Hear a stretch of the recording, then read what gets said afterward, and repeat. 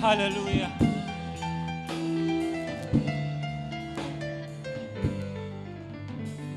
Ang bawat isa ay gustong-gusto na mayroong tinatanggap. Sino ba naman ang ayaw tumanggap pag may ibinigay sa iyo? Di po ba? Pero ang Panginoon, ang problema ng tao, ay ang Panginoon siyang may-ari ng lahat. Bigyan mo siya ng kotse, bigyan mo siya ng bahay, bigyan mo siya ng pera. Ang sabi ng banal na kasulatan, siya ang nagmamay-ari ng lahat ng bagay. Kaya hindi natin siya pwedeng ma-please, mapasaya sa mga bagay-bagay na kung ano ang mayroon tayo. Kaya ang sabi ng awitin, isang bagay lang ang pwede nating gawin para mapasaya natin ang Panginoon. Pasalamatan siya. The only thing, mga kapatid, na pwede mong mapasaya ang Diyos sa iyo. Ang problema, mga kapatid, nakakalimot tayo. Napasalamatan ng Panginoon sa bawat oras, sa bawat pagising natin sa umaga. Na malakas ka. Na kumakain ka. Na umiinom ka. Yun ang nakakalimutan natin sa Panginoon. Pwede na kayo makaupo, mga kapatid. Welcome po sa huling linggo. This is the last Sunday, huling linggo ng buwan ng pagmamahal. Ay, anong buwan ba yung pagmamahal? Hindi, yung totoong buwan ng pagmamahal? February. Yun ang tawag doon ay Love Month. Pero ang June, mga kapatid, ay tinawag ko siyang buwan ng pagmamahal. Nagmahal ang lahat ng bilihin. Di ba? Punta kayo sa grocery, punta kayo sa palengke. Wag natin banggitin yung gas.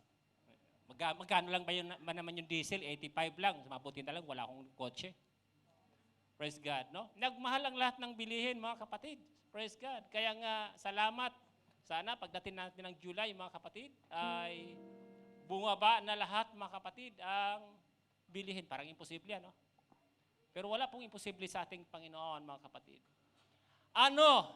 Last na lang, bagamat alam kong 11:30 na. Ano ang pinakamalakas magbigay pressure sa tao? Pera? Hindi. Plano? Si Madam Heros ba? Mapang-pressure ba? Andiyan yung mga estudyante ni Madam Heros eh. Mapang-pressure ba si Madam? Hindi naman siguro, no? Kunti-kunti lang. Marami pong teacher dyan, no? Yung pag nakita natin si teacher, taas nga yung kamay mga teacher. Lahat ng kamay ng teacher, marami pong teacher dito. Yan, 1, 2, 3, ano pa? Tatlo? Wala pala si Sister no? So, hindi po sila ang malakas magbigay ng pressure. Hindi rin po si Colonel Monyen. Taas po yung kamay ni Sister Monyen. Yan, Colonel po yan, ng Philippine Army. Pero hindi po ako napipressure sa kanya. Hindi rin po ako napipressure sa mga teacher dito. It's not neither you, mga kapatid. Pero pressure na po ako sa oras. Kasi 11:30 na, mga kapatid, no? Praise God. Now, pinapatawa ko lang kayo, mga kapatid, kasi magpipreach pa ako ng isang oras. So, 11:32, so matatapos ako 12:42. At uwi tayo 1:00, kaya magmumukhang bulalo na ako sa paningin ninyo, mga kapatid. Kaya mamaya mag-usap kami ni Madam Heros at saka ni Sir Aris, mga kapatid, yung ating. Kaya na-late tayo, mga kapatid, kasi na-late din yung devotion natin. Na-late yung Sunday school natin.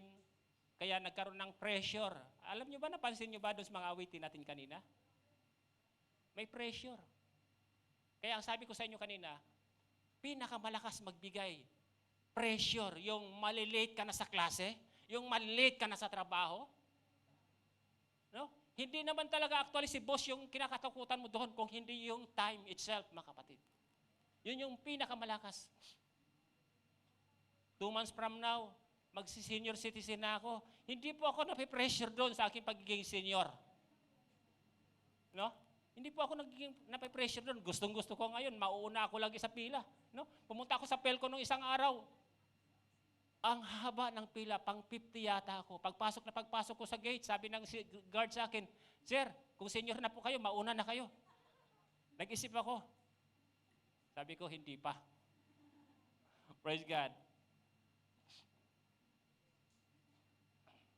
Revival occurring in various places around the globe. Ayon po sa akin pong mga nababasa, in spite na mayroon tayong nararanasan na difficulties. Diba? Sabi ko nga kanina, buwan ng pagmamahal, grabe yung pagtaas ng bilihin itong June, mga kapatid. Mayroong gera, mga kapatid, sa Ukraine at saka sa Russia, din yung China at saka yung US ay nag-iiringan.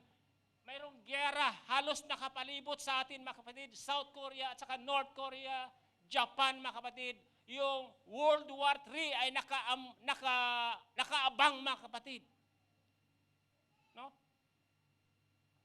Pero mga kapatid, kung napansin ninyo sa mga simbahan, no, sa mga churches, hindi pa po nakakaalam, ay narito kayo ngayon sa loob ng simbahan ng Pentecostal. Pero ang revival, mga kapatid, ay hindi niya pwedeng pigilin anumang pressure ng gera, mga kapatid. Anumang pressure ng pagmamahal, mga kapatid, ng mga bilihin. Ang revival, mga kapatid, na ibinigay ng Panginoon sa bawat tao na nagpupuri sa Kanya, ay hindi niya pwedeng pressurein, mga kapatid. Kaya nga sabi na kinabasa, revival occurring, mga kapatid, in various places around the globe, in spite sa mga bagay na yon. Revival first, no? In the churches, to all the churches of the United Pentecostal, mga kapatid, around the globe. And I believe, mga kapatid, that revival is the power of the sons of God. Hallelujah. Sign and wonders, healing, salvation, baptized in Jesus' name, Holy Ghost filled in the churches of the Pentecostal, mga kapatid, sa buong mundo. And you know what? Ako'y mangungusap sa inyo, mga kapatid, sa umagang ito. I-plus mo. Sa salitang, lahat ng mga bagay na inyong narinig sa akin, mga kapatid, at nauna pa namin pinangaral sa inyo, diyan nagsimula yan. It all began on the day of Pentecost. Now, plinas na ni Sister Jansen yung aking text.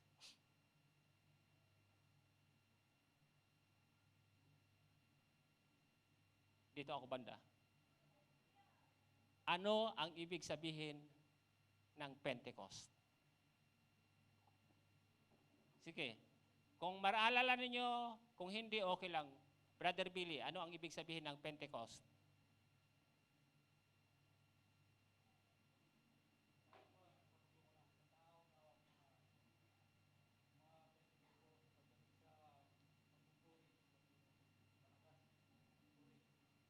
Okay, banda dyan sa likuran. Mayroong nagkukwentuhan. Brother Brian?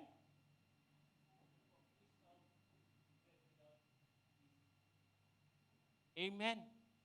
Ang Pentecost, mga kapatid, ay it is a celebration. No? Ito ay celebration, mga kapatid, of the first fruit of wheat. No?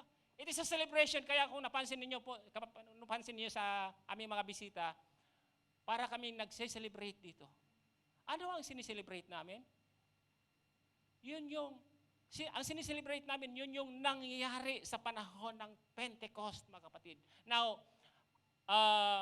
kailangan kong tapusin to dahil magpe-preach ako ulit sa August pa, I believe, mga kapatid. Kasi mayroon na mga naka-schedule sa July, mga kapatid. So, Pentecost is a celebration of thanksgiving, for the first fruit of wheat, mga kapatid, no? Yun po yung ibig sabihin ng Pentecost sa Old Testament, no? Hanggang sa panahon na dumating si Jesus Christ. And Pentecost will take place, sinong nakakalam, on the 50th day after Easter Sunday. Doon lagi yan, mga kapatid. So, Easter Sunday, halimbawa Easter Sunday ngayon, then magbibilang sila ng 50 days. Then mag-celebrate sila ulit, mga kapatid, ng Pentecost, mga kapatid. Hallelujah. And ito yung maganda. Sa 50th year, mga kapatid, ang mga Israelites ay nagse-celebrate sila ng Year of, hindi po Jollibee. Nagse-celebrate sila ng Year of Jubilee. No? Sa Year of Jubilee, mga kapatid, doon masaya lahat. Lahat ng pagkakautang ng mga Israelites ay pinapatawad. Wow! Sino ang may utang sa inyo? Siya ay may utang. Oh, kunti lang yung nagtaas. Ayan, mabuti naman at marami tayong utang. Dapat marunong din tayong magbayad, no? Huwag ninyong, tandaan ninyo, wala po tayo sa Israel. At yung 50 years, mga kapatid, kung ikaw ay 30 na ngayon, mag-80 years old ka na, kaya kung mayroon kayong pagkakautang, bayaran ninyo dahil wala po tayo sa Israel, mga kapatid. Sa Year of Jubilee, mga kapatid, ang mga Israelites ay nagse-celebrate sila ng pagpapalaya. Kaya nga, mga kapatid, every 50th year, mga kapatid, ay nagkakaroon ng malaking celebration. Hindi ka ba naman magsasaya? Kung ang utang mo ay $1 million, hindi ba ang saya-saya mo? Wow, ikaw na siguro yung pinakamasaya sa mundo nung oras na yon, mga kapatid. At ito pa, mga kapatid, sa Year of Jubilee, lahat ng mga nakakulong, pinapalaya, Brother Hernan. Kaya hindi lang sa labas, pati sa loob ng kulungan, ay nagse-celebrate, mga kapatid. Bakit sa araw na yun, makakalaya na sila? Now, in Book of Acts, mga kapatid, chapter 1, verse 4, so, yun po yung ibig sabihin sa aming mga bisita at sa mga bago po nating kasama na hindi pa po nakakaalam, yun po yung Day of Pentecost, no? Sa chapter 4, verse 1, mga kapatid, ang sabi po dyan, at nang sila'y nagsalita pa sa bayan, ay nagsilapit sa kanila ang mga saserdote. Mukhang hindi yan, chapter 1, verse 4. Baliktad yung pagkasabi ko, Okay. At palibhas ay nakikipagpulong sa kanila ay pinag-utos niya, si Jesus po yan, mga kapatid, sa kanila na huwag silang magsialis, sa Jerusalem, kundi hintayin ang pangako ng Ama na sinasabi niyang narinig ninyo sa akin. No? Mayroong pangako, ang sabi ng Panginoon, diyan sa verse na yan, huwag muna kayong alis. Ang sinasabi ko naman, ang sabi ng Panginoon, huwag muna kayong alis. Hintayin ninyo ang pangako. Ang sinasabi ko naman sa inyo ngayon sa oras nito, mga kapatid, huwag mong pansinin ang oras. Sino bang may pasok mamayang alauna? May pasok alauna. Brother June, may pasok ka ng alauna. Brad, okay lang. Kahit umexit ka dahil may pasok ka. Pero kung wala naman kayong pasok, mga kapatid, no? Huwag kayong umalis hanggang hindi ninyo matanggap ang pangako. Kasi paglabas ninyo, mga kapatid, problema yung haharap sa inyo. Maniwala kayo sa hindi sa akin, mga kapatid. Paglabas ninyo mamaya, may problema kayong maririnig. May problema kayong may encounter. Kung hindi ka ma-revive, kung hindi mo maramdaman ang presensya sa oras na ito, ewan ko lang kung ano nang mangyari sa iyo, mga kapatid. Ano ang mangyari sa atin? Kaya nga itong church ay tinawag nating refreshing place every Sunday. Dahil sa dami nating na-encounter, no? Sa dami nating na-encounter na mga problema, pagmamahal ng bilin, at ano-ano pa mga bagay, mga kapatid. The church Sa likod ng SM, may naroon nakalagay doon. Kung gusto mong mag-anuin, di ba? Gusto mong mag-unwind? Gusto mong mag-WINE? Mag-unwind? No? Punta ka lang daw doon sa kanila. But I believe, mga kapatid, as a Christian, Christian ba kayo? As a Christian, as a believer of Jesus Christ, the church is the best place, mga kapatid, na mag-refresh every Sunday. Palakpakan muna natin ang Panginoon, mga kapatid. Hallelujah. Sabi ng Panginoon, do not depart. Wait the promise. Verse 5, Sister Johnson. Sapagkat tunay na si Juan ay nagbabautismo ng tubig, datapwat kayo'y nabautismuhan. Babautismuhan sa Espiritu Santo ng di malaunan. Yun po yung problema. Kasi yung pangako maganda. Pero sabi ng Panginoon, hindi siya nagbigay ng pizza. Hindi siya nagbigay ng petsa. Anong petsa? Anong araw? Hindi sinabi ng Panginoon. Basta sabi ng Panginoon, maghintay lang kayo. Sa pagbabalik ng Panginoon, hindi rin ibinigay ng Panginoon kung ano ang petsa siya darating muli. Sabi ng Panginoon, basta't maghihintay lang kayo, darating ako. Anong araw? Anong petsa? Secret. Kasi magliliwaliw kayo bago yung araw na yon. No? Yan ang pangako ng Panginoon, mga kapatid. So, now, while the whole nation of Israel, ito po yung exact scenario doon, mga kapatid, sa araw na yon. Doon sa araw na yon, mga kapatid, kung kailan binuhos yung Espiritu ng Diyos, habang ang buong bansa ng Israel ay naghihintay sa Day of Pentecost.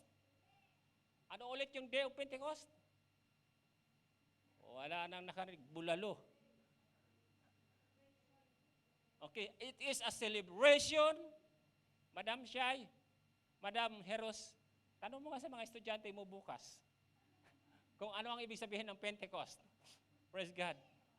It is a day of celebration, mga kapatid, no? Of thanksgiving of the first fruit.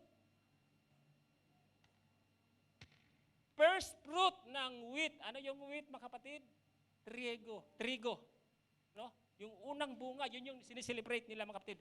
So, ito yung exact scenario, mga kapatid. Habang ang buong bansa ng Israel ay naghihintay ng Day of Pentecost, parang Pasko lang yan. Parang New Year lang yan. Habang hinihintay natin, excited. No? Habang hinihintay, nagpahaputok. Yung walang pambili ng paputok, nagpahaputok, hindi naliligo. Excitement, nandun yung excitement, mga kapatid, ng buong Israel. Habang hinihintay nila yung celebration na yun, mga kapatid. Pero ito po, mga kapatid, yung 120, kakaiba naman yung kanilang hinihintay. At the same area, mga kapatid, isang lugar. Yung 120 ay naghihintay sila sa pangako. Ang problema, yung buong bansa ng Israel, alam nila kung kailan yung kanilang hinihintay. Pero yung 120, mga kapatid, yung 11 apostles, at saka yung iba pang mga followers, hindi nila alam. Kasi sabi ng Panginoon, darating sa inyo ang pangako, di malaunan. No? So yun po yung pinagkaiba, mga kapatid, sa dalawang grupong yan, mga kapatid. No? So, when the day of Pentecost, mga kapatid, when the day of celebration, that is the Pentecost, was fully come, nung dumating na yung eksaktong araw, mga kapatid, nagkaroon ng malaking celebration sa buong bansa ng Israel, mga kapatid.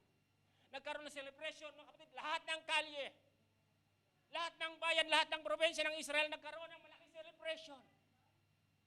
At habang nagse-celebrate sila, mga kapatid, ay dumating yung pangako ng Panginoon. Yung pagbuhos ng Espiritu Santo. Kaya habang nagse-celebrate sa labas, mga kapatid, ay sa loob ng upper room ay nagkaroon din ng malaking celebration. Nung ibinuhos ng Panginoon yung kanyang pangako. Yung hinihintay, mga kapatid, ng 120, ng 11 apostles, mga kapatid, ay nagkaroon ng celebration sa labas at saka sa loob, mga kapatid. Pero magkaiba yung type of celebration. The day of Pentecost, mga kapatid, What a coincidence! What a coincidence, mga kapatid, that Pentecost is a celebration of a first fruit, mga kapatid, while and the Holy Ghost and the Holy Spirit was poured on that day, mga kapatid, of Pentecost. What a coincidence! If the Pentecost, mga kapatid, is the celebration of the first fruit, yung oras naman na yun, mga kapatid, is a celebration doon sa loob ng upper room, is the celebration na unang-una nilang maramdaman yung presensya ng Panginoon, yung Holy Spirit. Kaya nga mayroong tinatawag na unspeakable joy sa bawat nakakadama, nakakatanggap, mga kapatid, ng Espiritu ng Panginoon. Kung ang natanggap nila sa labas, mga kapatid, during that celebration, mga kapatid, is just yung parang practice na lang talaga siya every year, pero yung naramdaman ng mga 120 katao, mga kapatid, sa loob ng upper room, ay kakaiba, mga kapatid. Kakaiba yung kanilang naramdaman sa oras na ito. Kaya nga sabi ko, what a coincidence, mga kapatid, na ang Espiritu ng Panginoon ay binuhos niya during the day of celebration of first fruit. Because it is the first time mula sa pangako ni Prophet Joel, mga kapatid, na ang sabi niya na darating ang araw na ibubuhos ko ang aking Espiritu. That is 500 to 600 years ang lumipas. Ang tagal nilang hintay, mga kapatid. Yung pangako ng Panginoon na ibubuhos niya ang kanyang Espiritu ay umabot ng 500 years, mga kapatid. Isaiah, Joel, no? Si Isaiah kasi 700, doon sa mga 600 to 500 years, mga kapatid, bago ibinuhos. Ay, kaya nagkaroon ng malaking celebration kasi yun po yung first time na matanggap personal ng tao yung Espiritu ng Diyos. Hallelujah. Ang sabi ng verse 2, mga kapatid, umpisahan mo sa verse 1, yung sa chapter 2, verse 1. Umpisahan mo ulit. Yung ating text, ibigay mo na. At nang dumating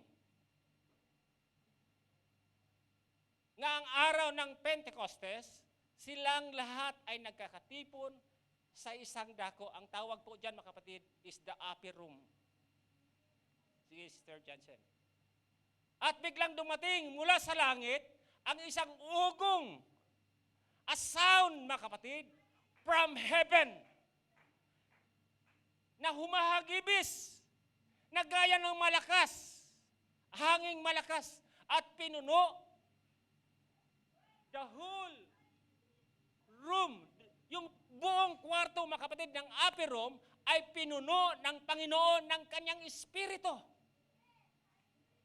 Hallelujah! Nung ibinuhos, mga kapatid, ang Espiritu ng Panginoon ay hindi po nagkaroon ng bakanting lugar.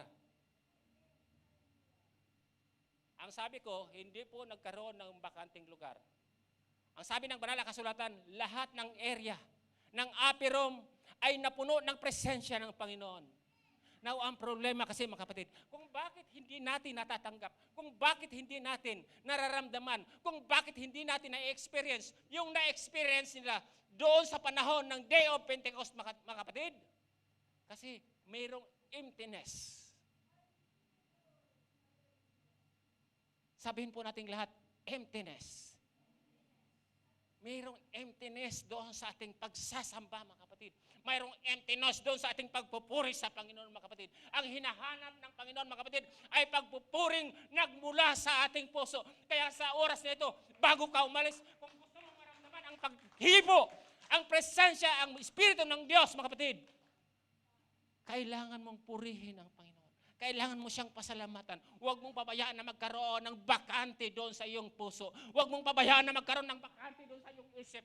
Huwag mong pabayaan na magkaroon ng bakante doon sa iyong minutong pag-stay dito, mga kapatid, sa church.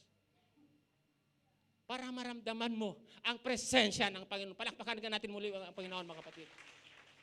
I believe, majority sa atin ay Pentecostal. Hindi po ba?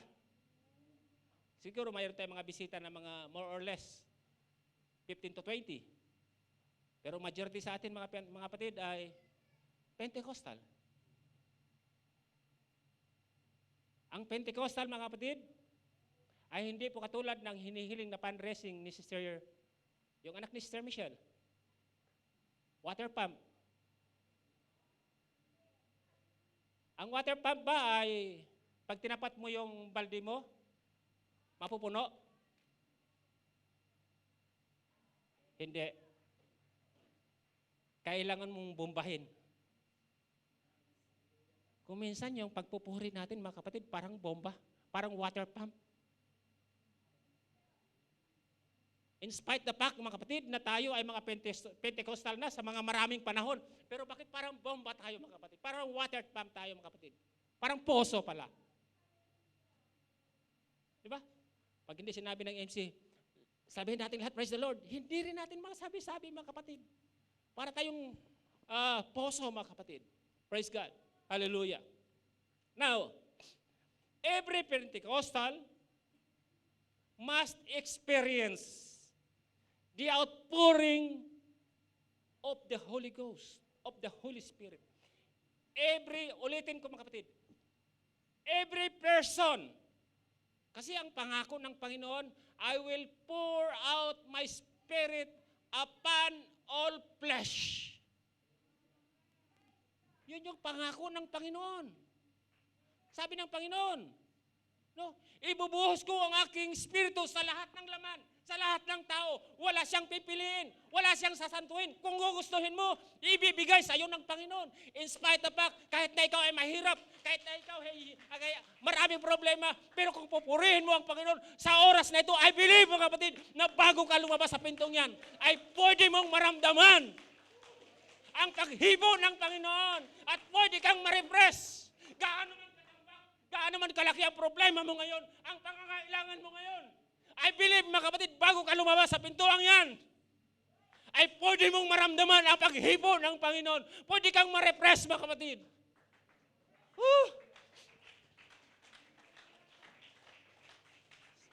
Sabi ko kanina, sa August pa ako ulit mag-preach.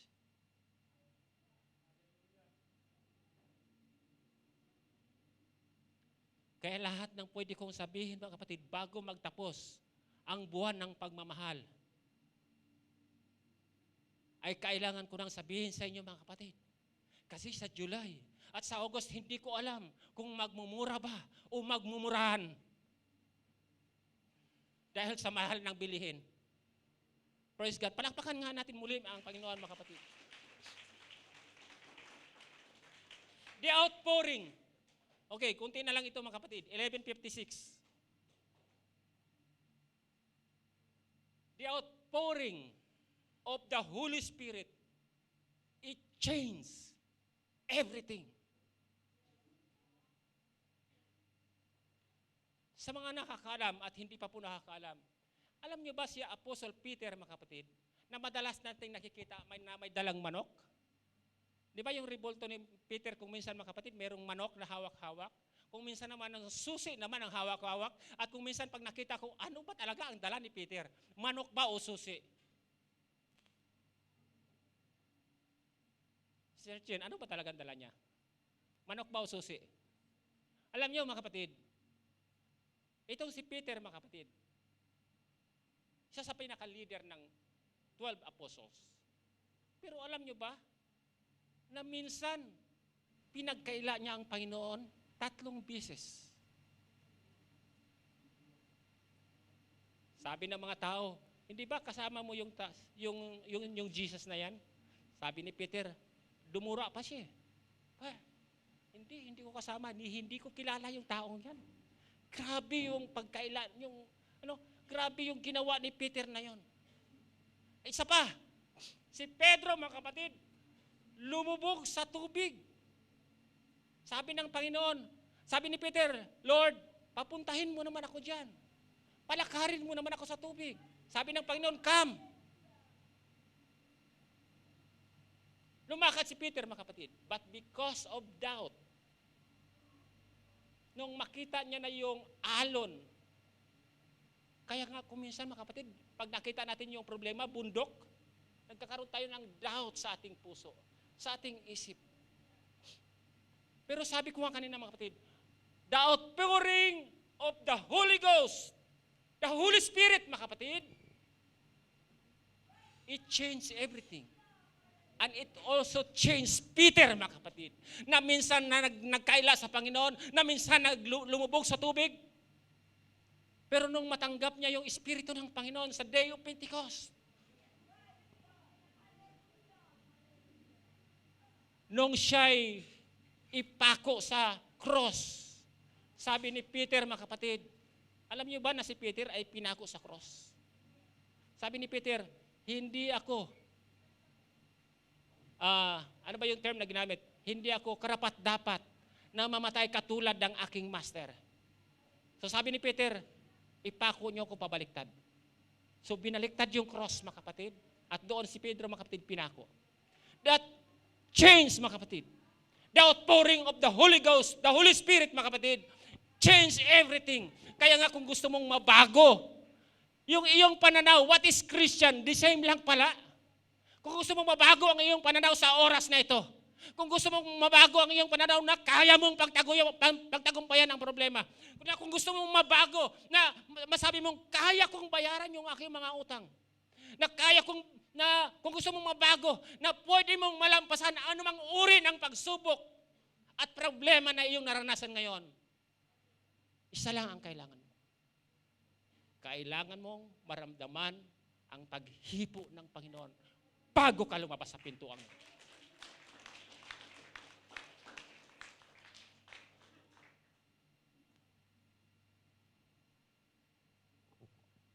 Hallelujah. It changed everything. Last two things, mga kapatid. Iko-quote ko na lang po. Sabi ni Jesus sa book of John, chapter 3, verse 5, except a man be born of water. John, chapter 3, verse 5. Except a man be born of water and of spirit.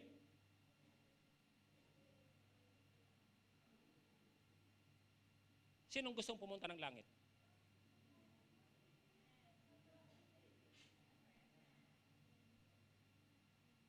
Kailangan mong ma-experience ang kapanganakan sa tubig. Kailangan mong ma-experience ang baptism in Jesus' name. Likewise, kailangan mong ma-experience ang na-experience ng lahat nung dumating ang araw ng Pentecost. Palakpakan natin ang Panginoon, mga kapatid. Sa akin pong conclusion sa tanghaling ito, prepare na po yung ating mga musicians, yung ating mga elders.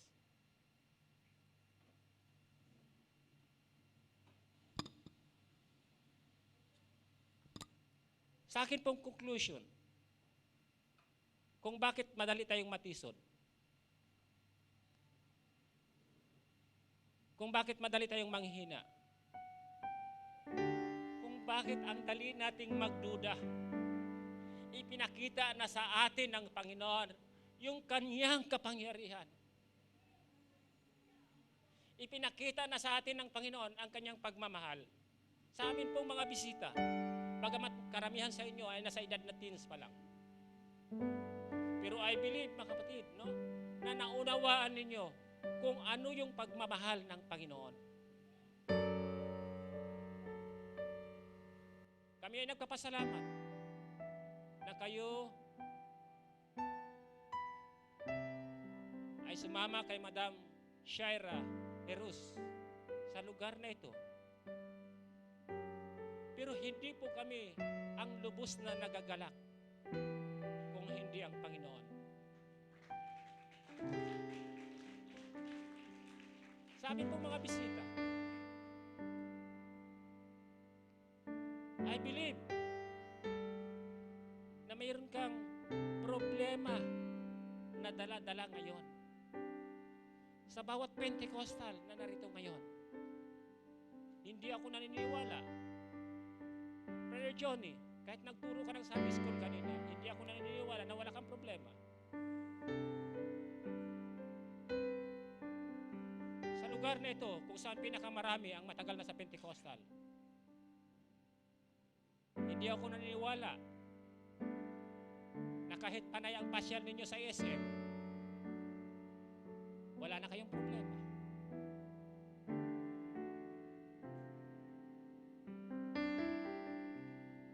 Higit sa lahat, hindi ako naniniwala na hindi ninyo na-experience ang manghina sa pananampalataya.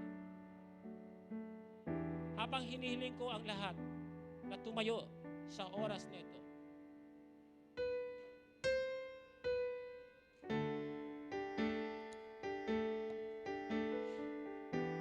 gusto nyo ba maramdaman ang paghipo ng Panginoon? Brother Brian, gusto mo bang ma-refresh?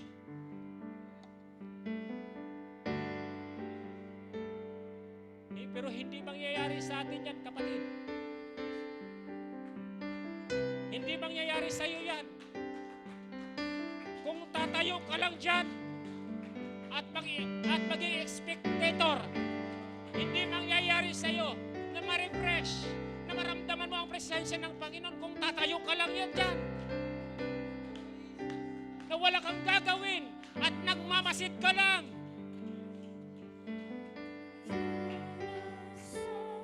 Kailangan maunawaan natin, mga kapatid. Gusto mo maramdaman ang presensya ng Panginoon? Gusto mo maramdaman ang paghipo ng Panginoon?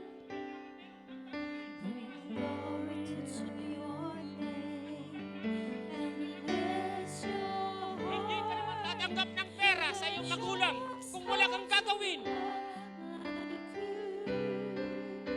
Hindi rin pwede, mga kapatid, na para ka lang humingi ng tiyan ng bakal. Hindi rin pwede yun. Kailangan ipakita mo na sincere ka sa iyong hinihingi. Gusto mo bang maramdaman ang paghihipo ng Panginoon sa oras na ito? Oh, hallelujah! Sabi ko kanina, hindi maaaring tatayo ka lang dyan. Kailangan mong purihin ang Panginoon. Kailangan mong ipakita sa Panginoon.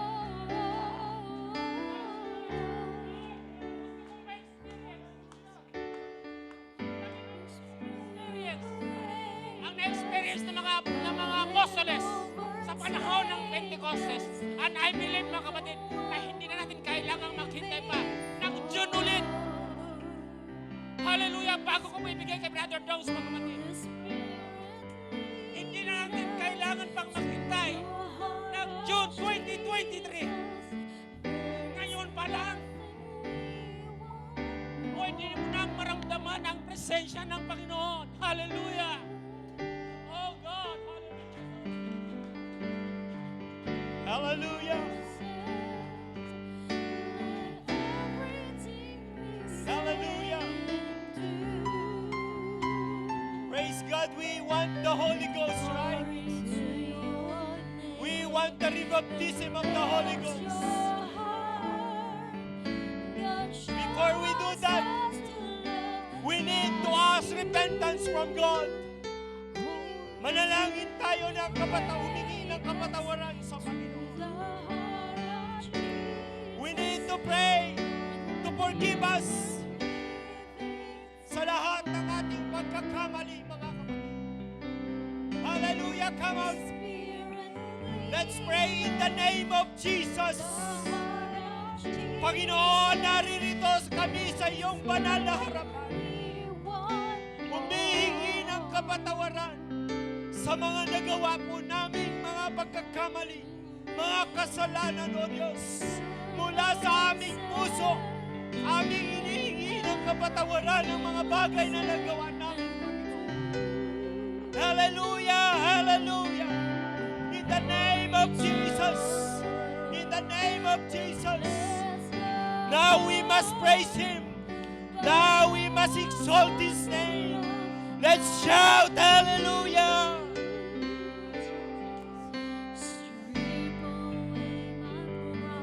Come on, saints.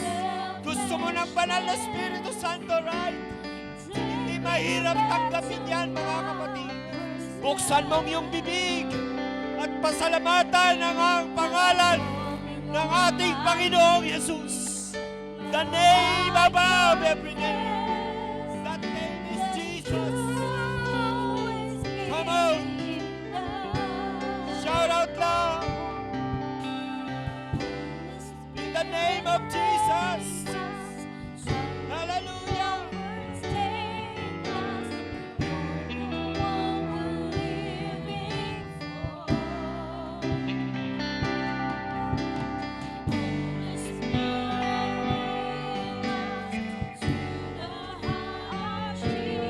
Hallelujah.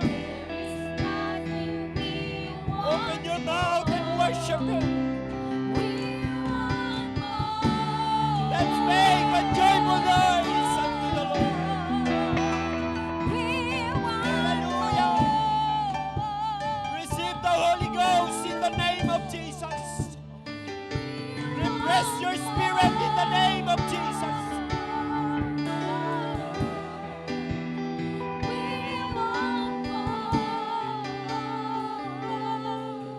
Hallelujah. Hallelujah.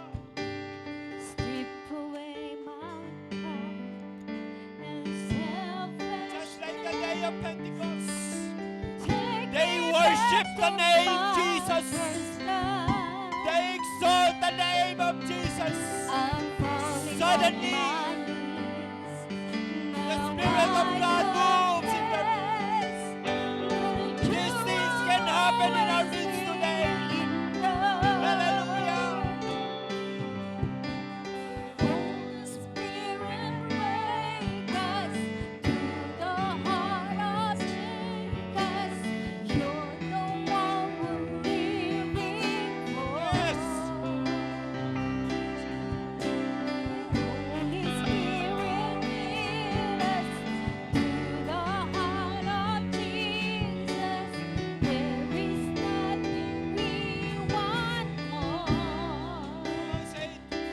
Lose your spirit in the name of Jesus.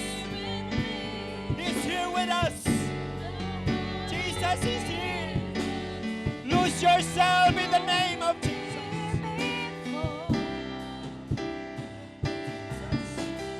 In the name of Jesus. Holy Ghost is here. He's here in our midst. Worship His name. Exalt Him.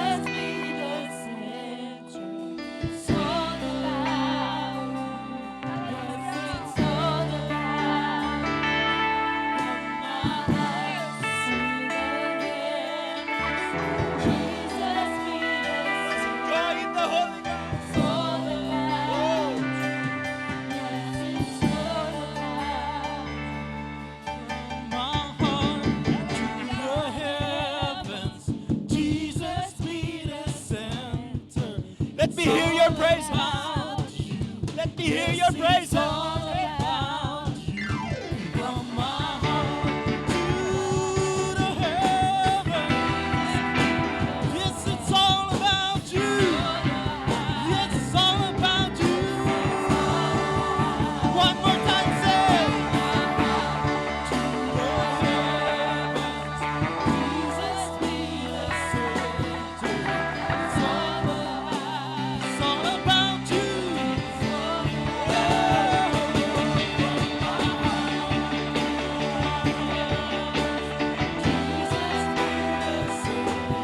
He's the center of this fellowship.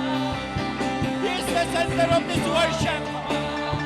He's the center of this praises. 'Cause we want more.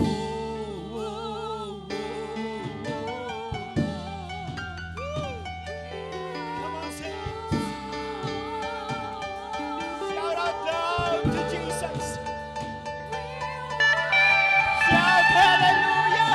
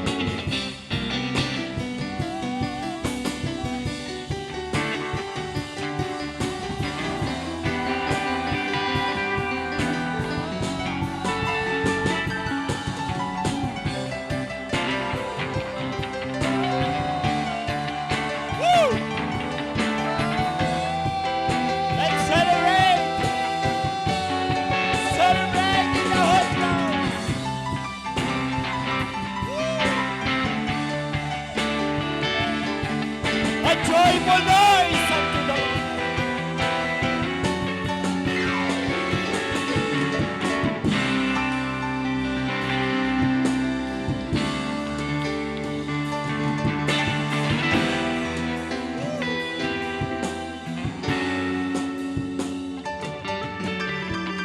This is the church on fire.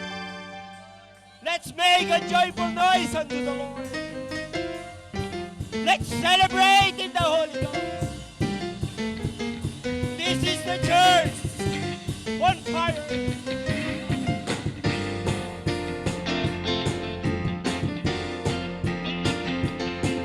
Holy Spirit is here and His power is there. Everything happens around me. Something very good, something good is going around here. There's a light that shines from the darkness here. Now we're running world understanding. Something very good, something good is going around here. It's a church on fire. This is the Holy Spirit. Declare yourself unto the Lord. We are the church on fire.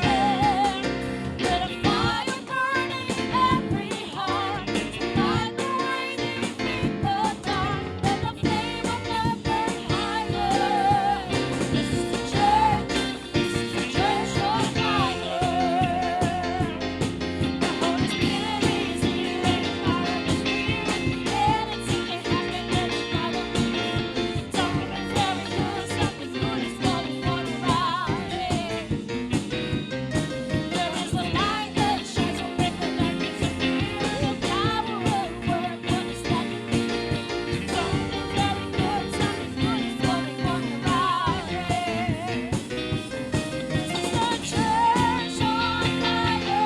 This is the Holy Spirit. We are the church. The church is us. Let a fire burn in every heart to light the way defeat the dark. Let the flame of love burn higher. This is the church. This is the Church church. on fire. This is the church on fire. This is the Holy Spirit. We have love burning inside us. In Jesus' name. Let a fire burn in every heart to light the way defeat the dark. Let the flame of love burn higher. This is the church. Church on fire, let a fire burn, let a fire burn in every heart. To light the way, defeat the dark, let the flame of love burn higher. This is the church on fire. Oh, I feel the Spirit moving.